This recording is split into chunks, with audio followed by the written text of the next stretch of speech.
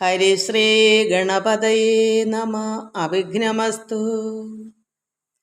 ഓം നമോ നാരായണായ. ഓം നമോ നാരായണായ.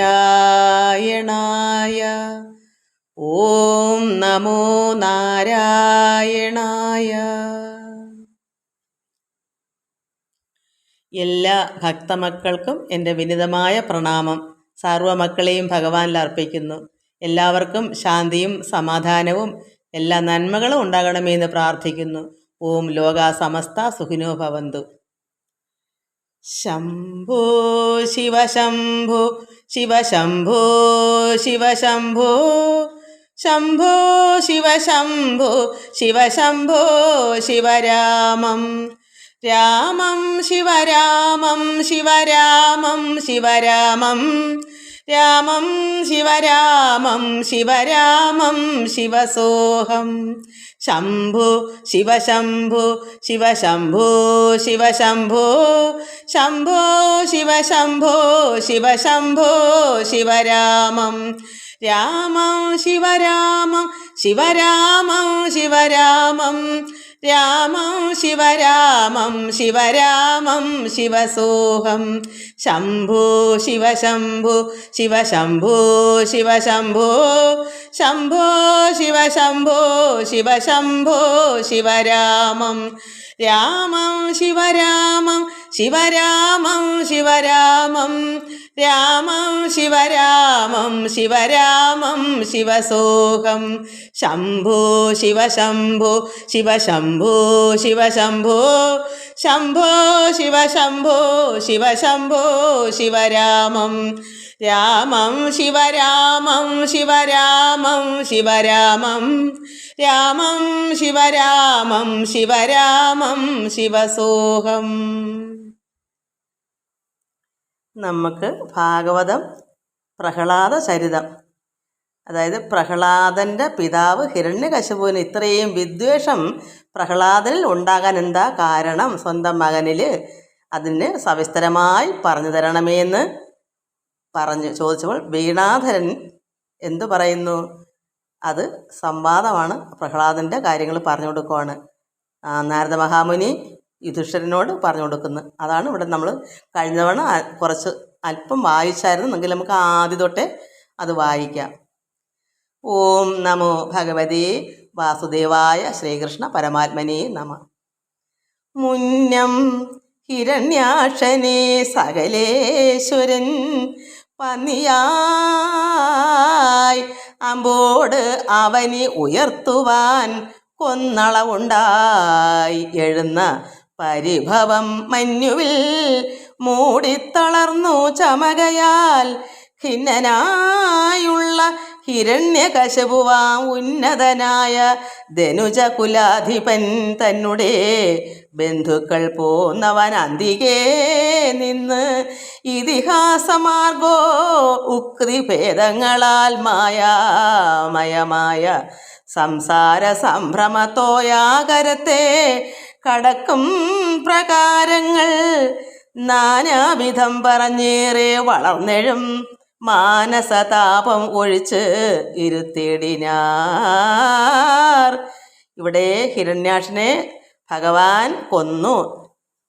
അൻപോട് അവനി ഉയർത്തുവാൻ, ഭൂമിയെ പാതാളത്തിൽ നിന്ന് ഉയർത്തിക്കൊണ്ടുവരാൻ പന്നിയായി ഭഗവാൻ അവതരിച്ച് ഹിരണ്യാക്ഷനെ കൊന്നിട്ടാണ് ഭൂമിയെ തേറ്റമേൽ പന്നിയുടെ തേറ്റയിൽ പൊക്കിയെടുത്ത് യഥാസ്ഥാനത്ത് കൊണ്ടിരുത്തി ഭൂമിയെ.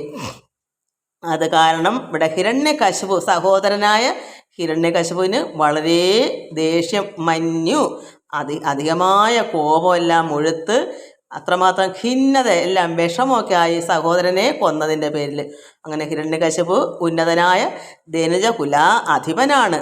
അയാൾ എന്ത് വന്നു, അയാളുടെ വിഷമങ്ങളെല്ലാം കണ്ട് ഇങ്ങനെ സഹോദരനെ ഭഗവാൻ വധിച്ചു എന്നറിയപ്പോൾ അധികമായ വിഷമം കേട്ടപ്പോൾ അവരുടെ ബന്ധുക്കളെല്ലാം അവൻ്റെ അടുക്കലേക്ക് വന്ന് അവൻ അന്തികെ അവൻ്റെ അടുക്കലേക്ക് വന്നിട്ട് എന്ത് പറഞ്ഞെടുക്കുന്നത്, ഇതിഹാസ മാർഗോ ഉക്തി ഭേദങ്ങളാൽ, ഇതിഹാസങ്ങളിലൊക്കെ മാർഗങ്ങൾ പല പല വഴികൾ പറഞ്ഞു വെക്കും മാനസതാപമൊക്കെ ഒഴിക്കാൻ. ഈ വിഷമങ്ങൾ അത് സംഭ്രമങ്ങളൊക്കെ ഒഴിക്കാൻ വേണ്ടി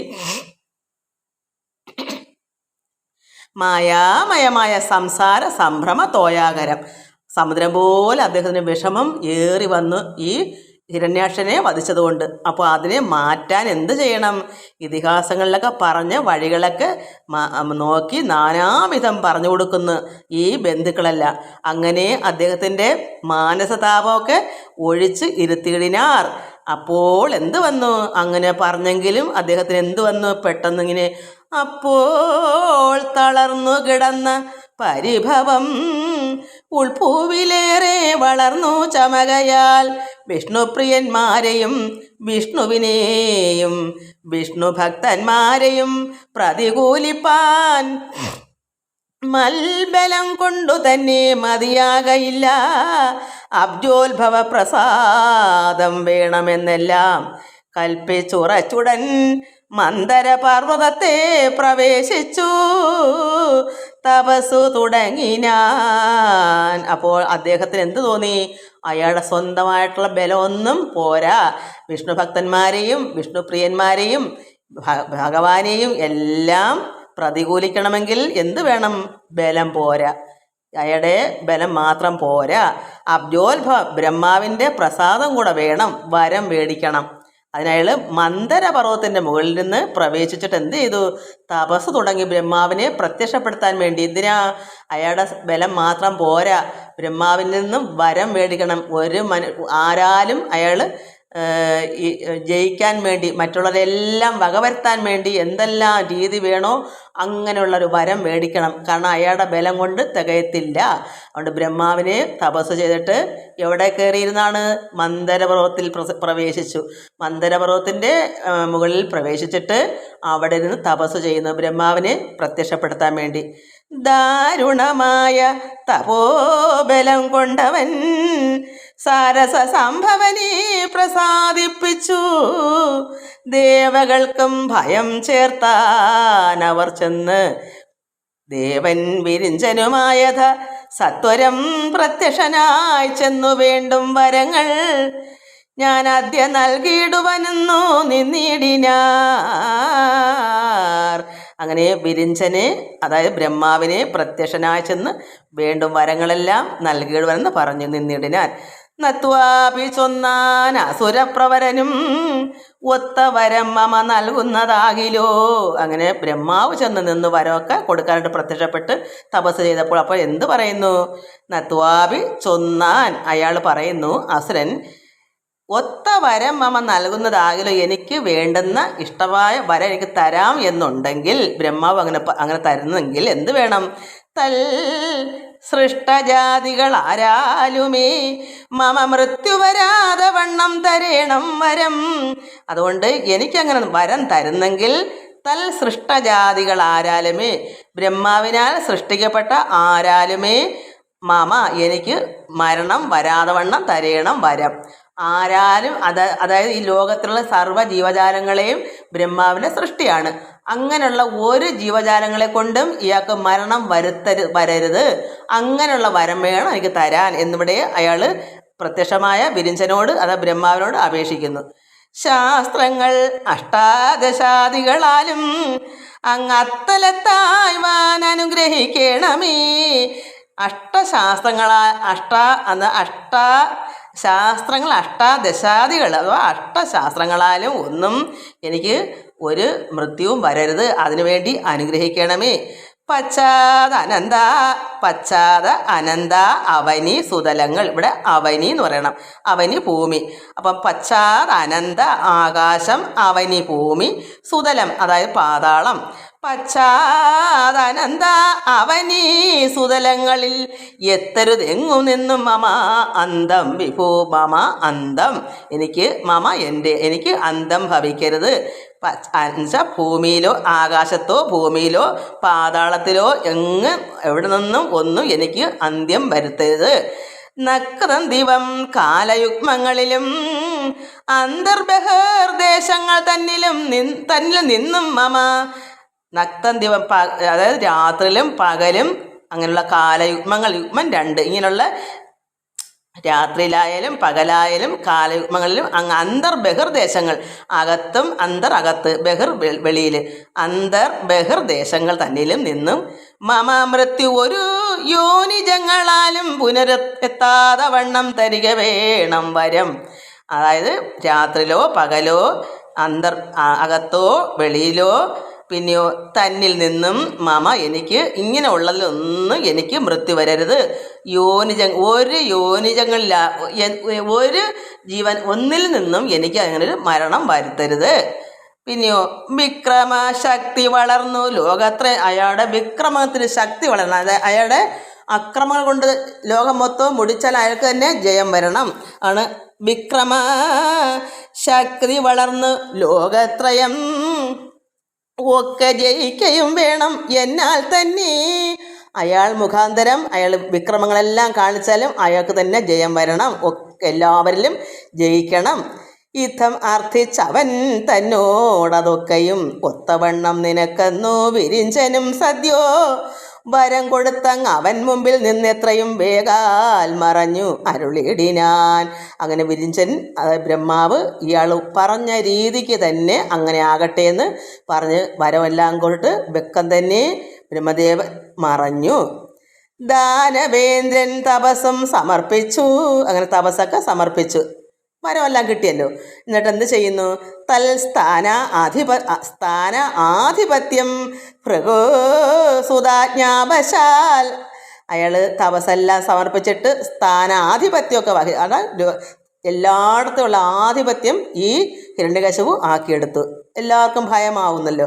എന്നിട്ട് എന്ത് ചെയ്തു? ഭൃഗുസുതാജ്ഞാവശാൽ ശുക്രാചാര്യരുടെ ആജ്ഞപ്രകാരം വാണാൻ സ്ഥാനാധിപത്യമൊക്കെ വഹിച്ച് ശുക്രാചാര്യരുടെ ആജ്ഞപ്രകാരം അവിടെ എല്ലാം വാഴിച്ചു. എന്നിട്ട് എന്ത് ചെയ്തു? സുഹൃത്തുക്കളും വന്നു കൂടിനാർ മാനം നടിച്ചാരസുരപ്രവരരും.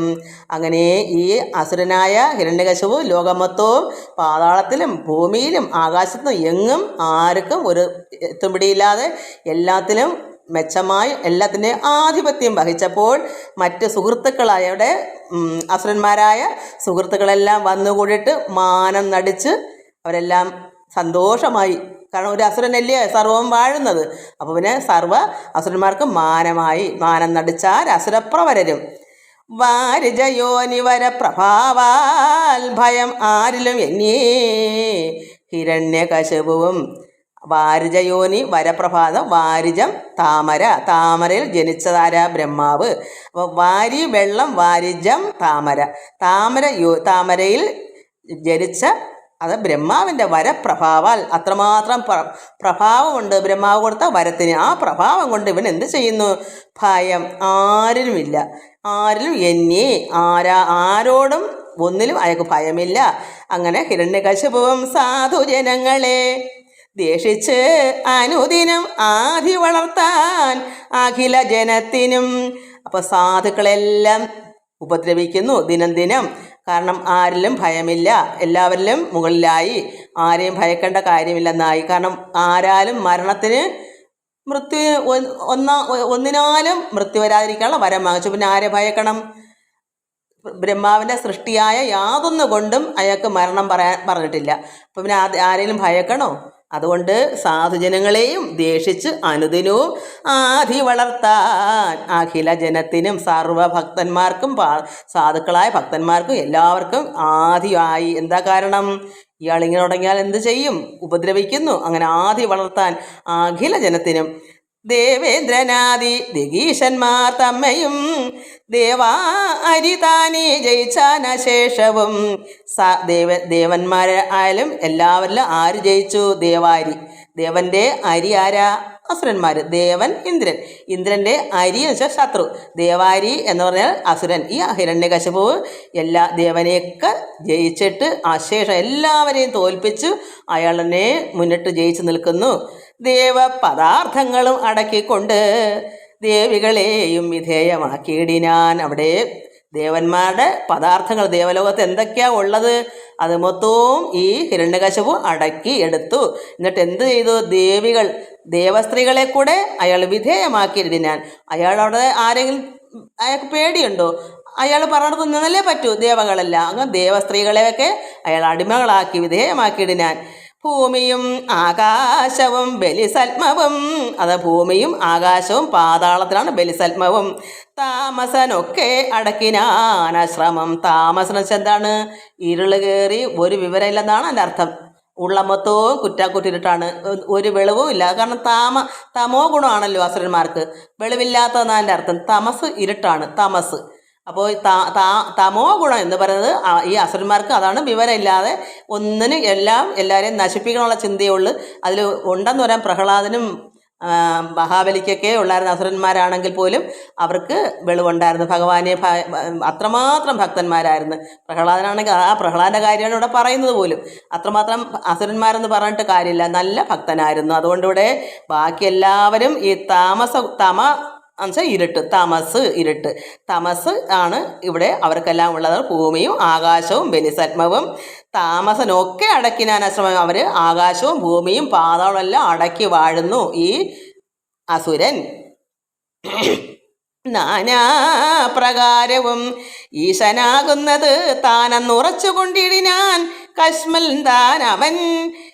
നാനാപ്രകാരത്തിലും ഈശൻ അവനാകുന്നു, അല്ലാതെ ഇവിടെ ഭഗവാൻ നാരായണനൊന്നും അല്ല.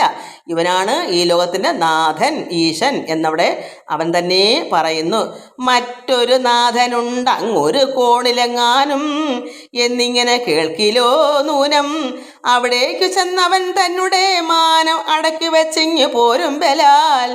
എവിടെങ്കിലും ഒരു കോണിൽ ഭക്തിപൂർവ്വം ഭക്തന്മാർ ഭഗവാനിൽ നിന്നെങ്ങാണോ ഒന്ന് പറയുമോ, ഭഗവാൻ ഇങ്ങനെ ഒന്ന് ഉണ്ടെന്ന്, നാരായണനാണെന്ന് മിണ്ടോ എടുക്കുകയോ ചെയ്തെന്ന് ഇവൻ അറിഞ്ഞാൽ അവിടെ ചെന്ന് അവരെ മാനം അടക്കി വെച്ചെങ്കിൽ പോരും. അങ്ങനെ കേട്ടാൽ ഏതെങ്കിലും മൂലയിലോ കോണിലോ എവിടെയെങ്കിലും ഭഗവാൻ ഇങ്ങനെ മറ്റൊരു നാഥൻ നമുക്കുണ്ട്, ഈ ഹിരണ്യകശിപു അല്ലാതെ വേറൊരു നാഥൻ നമുക്കുണ്ടെന്ന് ആരെങ്കിലും പറയുന്ന കേട്ടാൽ അവിടെ ചെന്ന് അവരെ ഉപദ്രവിച്ചിട്ട് മാനമെല്ലാം അടക്കി വെച്ചെങ്കിൽ പോരും ബലാൽ. പേടിച്ച് അരയാലിലകൾ പോലെ തുലോം ആടൽ പെടുമ അവനെന്ന് കേൾക്കും വിധോ. പേടിച്ച് ഈ സാധുക്കളായ ഭക്തന്മാരെല്ലാം ഇവൻ്റെ നാമം കേട്ടാൽ അരയാലിലകൾ വിറയ്ക്കുന്നത് പോലെ പേടിച്ച് അങ്ങനെ വരും. പേടിച്ച് അരയാൽ ഇലകൾ പോലെ തുലവും ആടൽപ്പെടും ഇവനെന്ന് കേട്ടാൽ കേൾക്കും വിധോ. അപ്പോൾ ഇവിടെ ഹിരണ്യകശിപു എന്ന് കേട്ടാൽ സർവരും ആലില പോലെ വിറയ്ക്കും. നാരായണാന്തകവൈരികളിൽ ജഗൽക്കാരണന്മാരെന്നൊരുവൻ പറകിലോ കേവലം ചെന്നവനെ പിടിപെട്ടുടൻ നാവരിഞ്ഞിടുവാനും മടിയില്ല പോൽ. ഭഗവാൻ നാരായണനാണെന്ന് എന്തെങ്കിലും ഒന്ന് മിണ്ടിക്കഴിഞ്ഞാൽ നാരായണ അന്തക വൈരി, ഭഗവാൻ നാരായണൻ ഈ വൈരികളുടെ അന്തകനാണെന്ന് ആരെങ്കിലും പറയും. കാരണം അസുരന്മാരുടെ ഭഗവാനാണല്ലോ അന്തകൻ, വൈരിയുടെ. പക്ഷെ അത് പറയാൻ പാടില്ല. അങ്ങനെ പറഞ്ഞാൽ എന്ത് വരും? അങ്ങനെ പറയുന്നവരുടെ നാക്ക് അരിയുന്നതിന് പോലും ഇനി മടിയില്ല. കാമാരി നാരായണന്മാരുടെ തിരുനാമങ്ങളും ജപിച്ചിടരുതാരുമേ. കാമാരി ആരാ? പരമശിവൻ, കാമങ്ങളെ ശത്രു, കാമദേവൻ്റെ. അല്ലെങ്കിൽ നമുക്ക് തന്നെയായാലും നമുക്ക് ഭക്തനാണ്, നമ്മുടെ ഭക്തിയുള്ളവരല്ലേ. ഭക്തി ഉണ്ടെങ്കിൽ ഭഗവാനും നമ്മുടെ ആഗ്രഹങ്ങളെയൊക്കെ ഭഗവാൻ കുറച്ച് നമ്മളിൽ നിന്നെല്ലാം മോചിപ്പിച്ച് തരും. ഭഗവാൻ അങ്ങനെയാണ്. ഭഗവാനെ തൃക്കണ്ണ് നമ്മുടെ കാമങ്ങളെല്ലാം നശിപ്പിച്ച് തരും. എന്നുവെച്ചാൽ നമുക്ക് അങ്ങനെ മുന്നോട്ട് ഒരു ഭക്തനെ അങ്ങനെയാണല്ലോ, ആഗ്രഹങ്ങളെല്ലാം നമ്മളിൽ നിന്ന് മാറണമല്ലോ. അത് ഭഗവാനെ ഭക്തി ഉണ്ടെങ്കിൽ അങ്ങനെ ഭഗവാൻ നമ്മളെ സഹായിക്കും. കാമദേവൻ്റെ ശത്രുവാണ്. അപ്പോൾ ആഗ്രഹങ്ങളുടെ കാമം എന്നുള്ള ആഗ്രഹം, അപ്പോൾ അങ്ങനെയുള്ള ഭഗവാൻ ശിവൻ, പരമശിവൻ, അതാണ് കാമാരി. അപ്പോൾ പരമശിവൻ്റെയും നാരായണൻ്റെയും തിരുനാമങ്ങളും ജപിച്ചിടരുത് ആരുമേ. ഭഗവാൻ ശിവനെന്നോ നാരായണനെന്നോ ആരും പറയരുത്. നാഥനാകുന്നതു ഞാൻ ജഗത്തിനു മൽപ്രീതി വേണം വരുത്തിയിടുവാനേ വരും. നാഥൻ ആരാണ്? ഈ അസുരനാണ് ഈ ലോകത്തിൻ്റെ നാഥൻ. അതായത് പരമാത്മാവായ നാരായണൻ അല്ല, ഇവനാണ്, ഈ അസുരനാണ് ഇവിടെ നാഥൻ. എല്ലാവർക്കും ഈ ജഗത്തിന്, ഈ ലോകത്തിൽ നാഥനാകുന്നവൻ ഹിരണ്യകശിപു ആണെന്ന് അയാൾ തന്നെ സ്വന്തമായിട്ട് പ്രീതി വേണം, എനിക്ക് തന്നെ പ്രീതി വേണം, എന്നെ നിങ്ങളെല്ലാവരും പ്രീതിപ്പെടുത്തിക്കോണം, ഞാനാണ് ഈ ലോകത്തിൻ്റെ നാഥൻ, അല്ലാതെ ഭഗവാൻ നാരായണനോ പരമശിവനോ ഒന്നും അല്ല. ഇവൻ തന്നെ പറയുന്നു, ഇവൻ തന്നെയാകുന്നു ഈ ലോകത്തിൻ്റെ നാഥൻ, എന്നെ നിങ്ങൾ പ്രീതിപ്പെടുത്തുക.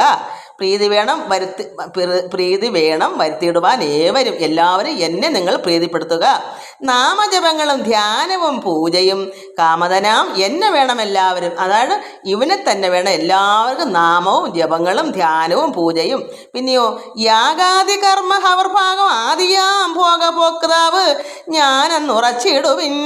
യാഗകർമ്മങ്ങളെല്ലാം ചെയ്യുമ്പോൾ അതിൻ്റെ ഭോഗവും അതിൻ്റെ എല്ലാം ഭഗവാന് ഇതൊക്കെ ആർക്കാണ്? ഈശ്വരനല്ലേ യാഗം ചെയ്യുന്നത്. പക്ഷേ ഇവൻ പറയുന്നത് യാഗവും കർമ്മവും അതിൻ്റെ ഭോഗവും ഭോക്താവും അതിൻ്റെ ഹവർഭാഗം എല്ലാം ഹവിസും എല്ലാം ഞാനാണ്, എനിക്കാണ് വേണ്ടുന്നത്. എന്നെ നിങ്ങൾ പ്രീതിപ്പെടുത്തിക്കോണം. അതാണ് ഭോക്താവ് ഞാനെന്ന് ഉറച്ചിടുവൻ. എല്ലാം ഹിരണ്യകശിപുവാണ് യാഗം എനിക്ക്. അതായത് പിന്നെ എന്തുവാ യാഗാദി കർമ്മ ഹവർഭാഗം ആദി അങ്ങനെയുള്ള സർവ്വതും അതിൻ്റെ ഭോക്താവ് അതിനെ അനുഭവിച്ചെടുക്കേണ്ടത് ഈ ഹിരണ്യകശിപുവാണ്, ഞാൻ തന്നെയാണെന്ന് നിങ്ങൾ ഓർക്കുവിൻ, ഞാനെന്ന് ഉറച്ചിടുവിൻ. ഏവമാദി പ്രഭാവോപേതനാമവൻ ഏവം ആദി പ്രഭാവോപേതനാമവൻ ഏവരെയും പരം ദേഷിച്ചത് ഏറ്റവും. ഏവം ആദി അങ്ങനെ ആകുന്ന പ്രഭാവം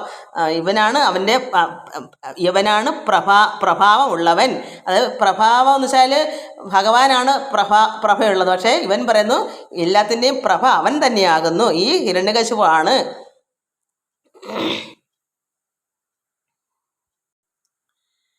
ഏവമാദി പ്രഭാവോപേതനാമവൻ ഏവരെയും പരം ദേഷിച്ചത് ഏറ്റവും.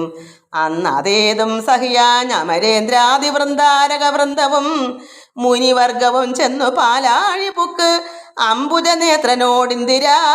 ഇന്ദ്രിയാലുള്ളൂ. ഇന്ദ്രാരി അതായത് ദേവൻ്റെ അരി, ഇന്ദ്രാരിയാലുള്ളൂ ഉപദ്രവമൊക്കവേ. അങ്ങനെ വൃന്ദാരക വൃന്ദം അതായത് ദേവന്മാരും ദേവേന്ദ്രനും മുനിവർഗവും എല്ലാം ഇത് സഹിക്കാൻ വയ്യാതെ ഇവരോട് കാണിക്കുന്ന ഈ കൊള്ളരായ്മകളെല്ലാം ഇവർ സഹിക്കാൻ വയ്യാതായപ്പോൾ ദേവന്മാരും ദേവേന്ദ്രനും മാമുനിമാരും എല്ലാവരും സഹിക്കാൻ ഇവിടെ പോയി. അതായത് വൃന്ദാരക വൃന്ദവും മുനിവർഗവും ചെന്ന് പാലാഴിയിൽ ഭഗവാൻ നാരായണനടുക്കെ അംബുജ നേത്രനോട് ഇന്ദ്രൻ്റെ അരിയാലുള്ളൂ ഉപദ്രവമൊക്കവേ. ഇന്ദ്രൻ്റെ ശത്രുവാണ് ഹിരണ്യകശിപു. അതായത് ദേവന്മാരുടെ ശത്രുക്കളാണ് അസുരന്മാർ. അതിനാണ് അരി ശത്രു. ഇന്ദ്രൻ്റെ ഇന്ദ്രാരി എന്ന് പറയുമ്പോൾ ഇന്ദ്രൻ എന്ന് പറയരുത്, ഇന്ദ്രൻ്റെ ശത്രുവായിരിക്കുന്ന ഹിരണ്യകശിപുവാണല്ലോ ഇപ്പോൾ ഇവിടെ ഉള്ളത്. അപ്പോൾ അയാളുടെ ഉപദ്രവം കൊണ്ട് സഹിക്കവയ്യാതെ ഇവരെല്ലാവരും കൂടെ ചെന്ന് ഭഗവാനടുക്കെ പാലാഴി ചെന്ന് നാരായണനോട് അപേക്ഷിച്ചു. ദുഃഖമൊക്കെ അവിടെ നിന്ന് പറഞ്ഞു. അങ്ങനെ വന്ദിച്ചു വാഴ്ത്തി സ്തുതിച്ചു ഉണർത്തിച്ച് അതങ്ങിന്ദിരാവല്ലഭൻ കേട്ടു കൃപാവശാൽ. ഭഗവാൻ അങ്ങനെ അവരുടെ ദുഃഖങ്ങളെല്ലാം ചെന്ന് പറഞ്ഞു. ഇങ്ങനെ ഈ അസുരനെ കൊണ്ട് നിവർത്തിയില്ല, സഹിക്കവയ്യ. അങ്ങനെ ഭഗവാനോട് ചെന്ന് പാലാഴിയിൽ പോയി പറഞ്ഞു, വന്ദിച്ചു വാഴ്ത്തി സ്തുതിച്ച് ഭഗവാനോട് ഇക്കാര്യങ്ങളെല്ലാം ഉണർത്തിച്ചു. അപ്പോൾ ഭഗവാൻ എന്താ, ഇന്ദിരാവല്ലഭൻ ദേവിയുടെ ഭർത്താവാണ് ഇന്ദിരാവല്ലഭൻ എന്ന് പറയുന്നത്. മഹാലക്ഷ്മി അതായത് പിന്നെ ദേവിയുടെ ഭർത്താവിനെ ഇന്ദിരാവല്ലഭൻ എന്ന് പറയും. അത് ഭഗവാൻ നാരായണനെയാണ് അങ്ങനെ പറയുന്നത്. അങ്ങനെ ആ ഭഗവാൻ എന്ത് ചെയ്തത് കേട്ടിട്ട് കൃപാവശാൽ ഭഗവാൻ കൃപയോടുകൂടി എന്ത് പറയുന്നു? മന്ദസ്മിതം ചെയ്തു മാധുര്യപൂർവമാം ആനന്ദാലയൻ കനിവോടരുളി ചെയ്തു. ഭഗവാൻ മന്ദസ്മിതം കൃപയോടുകൂടി മധുരമായി ആനന്ദാലയൻ ആനന്ദമായിരിക്കുന്ന ഭഗവാൻ കനിവോട് അരുളി ചെയ്ത് എന്താ പറയുന്നത്? ഉഗ്രനായുള്ള ദിതിസുതോ ഉപദ്രവം.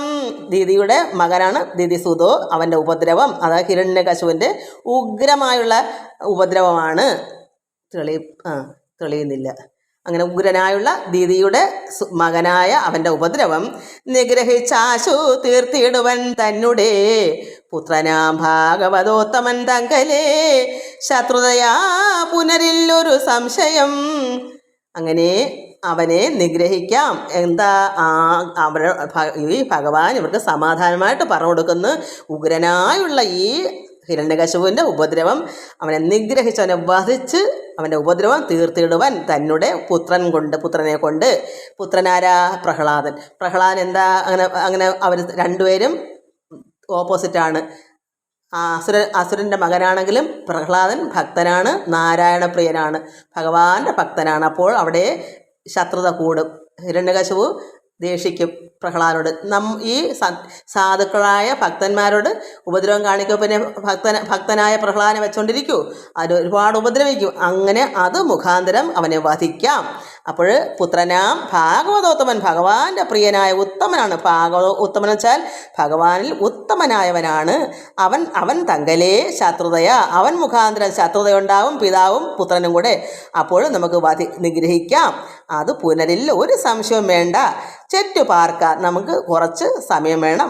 അല്പം ഒന്ന് പാർക്കൂ, അല്പം ഒന്ന് വിശ്രമിക്കൂ, അതായത് അല്പസമയം എടുത്തോട്ടെ. അത് കഴിഞ്ഞിട്ട് അത് കേട്ട് അമരൗഘവും തെറ്റെന്ന് പോയി നിലയം പ്രതിമേവിനാർ.